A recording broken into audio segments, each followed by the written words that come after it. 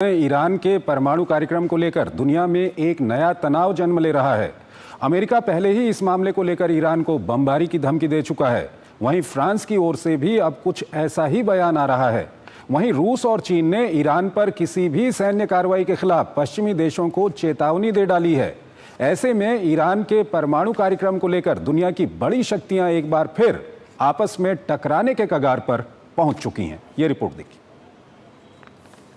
Iran के परमाणु कार्यक्रम को लेकर तनाव गहराता जा रहा है। बीते दिनों राष्ट्रपति ट्रंप की ईरान पर बमबारी की धमकी के बाद अब फ्रांस के विदेश मंत्री ने चेतावनी दी है कि अगर ईरान के परमाणु कार्यक्रम पर नया समझौता नहीं होता है तो हालात सैन्य टकराव को जन्म दे सकते हैं। दरअसल फ्रांस के राष्ट्रपति इमैनुअल मैक्रों ने अपने कैबिनेट सहयोगियों और विशेषज्ञों के साथ ईरान मुद्दे पर चर्चा के लिए बैठक बुलाई थी, जिसमें ईरान पर समझौते के लिए दबाव बढ़ाने की बात कही गई। उधर फ्रांस की यात्रा कर रहे इजरायली विदेश मंत्री ने कहा कि दोनों देशों का साझा लक्ष्य ईरान को परमाणु हथियार हासिल करने से रोकना है। बहरहाल अमेरिकी धमकी के खिलाफ एक और मोर्चा खुलता दिख रहा है। रूस ने ईरान के खिलाफ सैन्य हमले की धमकियों को अस्वीकार्य करार दिया है। रूसी उप विदेश मंत्री सरगेई रयाबकोव ने गुरुवार को कहा कि रूस अमेरिका और ईरान के बीच उचित समझौते तक पहुंचने के लिए मदद करने को तैयार है, इससे पहले कि बहुत देर हो जाए। एक दिन पहले रूसी विदेश मंत्री सरगेई लावरोव ने रूस के दौरे पर आए अपने चीनी समकक्ष वांग यी के साथ अन्य मुद्दों के अलावा ईरान के परमाणु कार्यक्रम पर चर्चा की।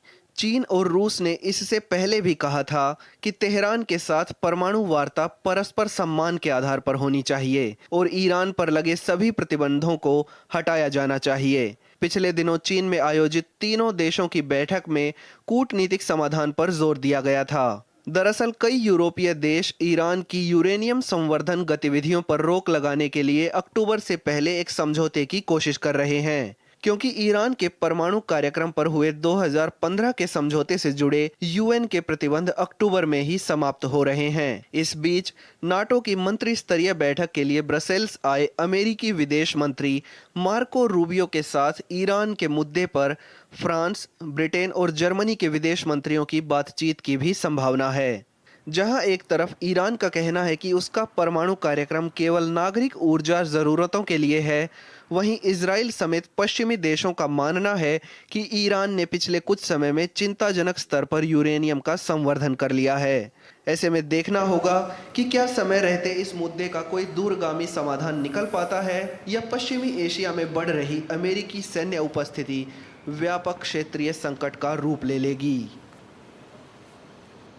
अतुल अनेजा हमारे साथ बने हुए हैं, विदेशी मामलों के जानकार हैं, उनसे हम बातचीत करेंगे। अतुल जी, अगर इस मामले की हम बात करें तो ईरान के परमाणु कार्यक्रम को लेकर के पिछले एक हफ्ते 2 हफ्ते से हम देख रहे हैं काफ़ी तनाव बना हुआ है। पहले प्रेसिडेंट ट्रंप की ओर से बमबारी की धमकी दी गई। अब फ्रांस का कहना है कि अगर ईरान नहीं मानता है तो सैन्य कार्रवाई का कोई विकल्प नहीं है। लेकिन यहाँ पर सबसे महत्वपूर्ण बात यह है कि रूस और चीन की ओर से कहीं ना कहीं एक तरह की चेतावनी दी गई है ईरान के खिलाफ अगर सैन्य कार्रवाई की जाती है पश्चिमी देशों की ओर से। क्या कुछ आप कहेंगे? चंद्रशेखर जी, इस जो एक तरह से चेतावनी जो दी जा रही है ईरान को, इसका जो कनेक्शन है वो बन रहा है जो युद्ध हुआ था इजराइल और जो गाज़ा वॉर हुई है उससे जुड़ा हुआ संबंध है, क्योंकि गाज़ा में हमास को समर्थन था ईरान और फिर हूती और हिजबुल्ला ये और सीरिया का, ये 4 एक तरह से पिलर थे जो सपोर्ट कर रहे थे। अब इजराइल ने एक के बाद एक तरह से उनकी कैपेबिलिटी को नष्ट किया गया है। हिजबुल्ला के पहले, उसके बाद सीरिया में रेजिम चेंज हो गई है, बशर अल असद को छोड़ना पड़ गया और हूतीस के ऊपर बमबारी बढ़ गई है। तो एक इस घटनाक्रम में एक जो भी स्तंभ अभी तक बिल्कुल खड़ा उतरा है वो है ईरान। अब उसके ऊपर निशाना साधा जा रहा है और ये कहा जा रहा है कि ईरान का जो परमाणु कार्यक्रम है उसमें एक तीव्रता आ गई है। जो एनरिचमेंट होती है ना चंद्रशेखर, ये यूरेनियम की, अगर वो 90% के ऊपर हो जाए अगर उसकी एनरिचमेंट, तो आपके पास बॉम्ब ग्रेड मटेरियल बन जाता है। अभी तक ईरान ने वो उस लेवल तक लेके नहीं गया अपनी उसको एनरिचमेंट को, यूरेनियम के एनरिचमेंट जी।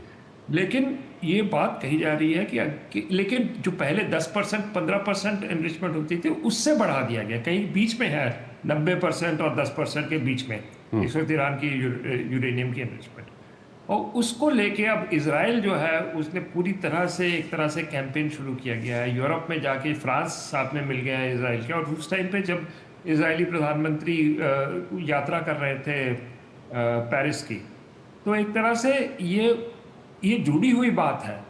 जो वहाँ पर एक तरह से रेजिस्टेंस फ्रंट था उसको कमज़ोर बनाने की बात हो रही है। तो ईरान के ऊपर अब पूरी तरह से दबाव डाला जा रहा है। लेकिन चंद्रशेखर जी, जो ज़रूरी बात है कि चीन और रूस एक तरह से बिल्कुल साथ आ गए हैं ईरान के। उनके लिए, उनके अगर दृष्टिकोण से देखा जाए तो सीरिया उनकी पहली डिफेंस लाइन थी, क्योंकि ये लोग चीन और रूस देख रहे हैं यूरेशिया जी। पहली डिफेंस लाइन सीरिया गिर गया तो पहली डिफेंस लाइन उनकी टूट गई। दूसरी और सबसे महत्वपूर्ण डिफेंस लाइन है ईरान। अब अगर ईरान गिरता है तो यूरेशिया में पूरा एक तरह से वेस्ट का पूरा दबाव और इजराइल का पूरा दबाव यूरेशिया में आता है, जो उनके लिए बहुत ही स्ट्रैटेजिक इंपॉर्टेंस है जिसकी मतलब अपने नज़दीक फिर आ जाती है। सारी जितनी भी है वेव चल रही है पैलेस्टाइन से, वो बिल्कुल इनके घर के करीब आ जाती है। इसलिए इसको रोकना है ईरान से आगे नहीं जा सकती। ये इनकी एक रेड लाइन है, चीन की भी और रूस की भी। इसलिए एक तरह से एक ट्रीटी साइन की गई है रूस और ईरान के बीच में, कोई 2 महीने पहले की बात है। एक सिक्योरिटी ट्रीटी अब साइन हो गई है और चीन भी इसके साथ में अब आ गया है, रूस और चीन। तो एक तरह से पोलराइजेशन हो गई है ईरान के ऊपर।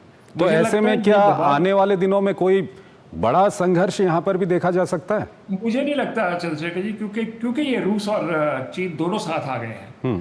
तो एक तरह से बैलेंस बन रहा है। दबाव जरूर है ईरान के ऊपर, लेकिन ईरान के भी अब कुछ कार्ड्स है। अगर ये ना होता, ये समझौता खासकर रूस के साथ ना होता, तब हम कह सकते थे कि अगला पड़ाव हुतीज के बाद शायद ईरान पे हमला हो सकता है, जो डोनाल्ड ट्रंप ने भी कहा कि हम हमले के लिए तैयार हैं न्यूक्लियर फैसिलिटीज के। लेकिन ये एक बड़ी डायनेमिक सिचुएशन है। ये जो हाल में जो बात हुई है पिछले कुछ दिनों में, खास करके चीन भी अब आ गया और रूस भी एक साथ मिल रहे हैं, एक ट्रायंगुलर रिलेशनशिप बन गया है ईरान के साथ जी। तो मुझे लग रहा है कि अब वो स्थिति नहीं है कि आप के वेस्ट या इजराइल उस पर हमला करें। ठीक है, प्रेशर बना रहेगा, लेकिन एक बैलेंस भी बन गया है वहां पर ईरान। ठीक है अतुल जी, रहेगा एक तरह से वहां। ठीक है अतुल जी, बहुत बहुत शुक्रिया आपका हमारे इस कार्यक्रम में जुड़ने के लिए और दोनों ही विषयों पर अपना महत्वपूर्ण विश्लेषण हमारे दर्शकों के सामने रखने के लिए।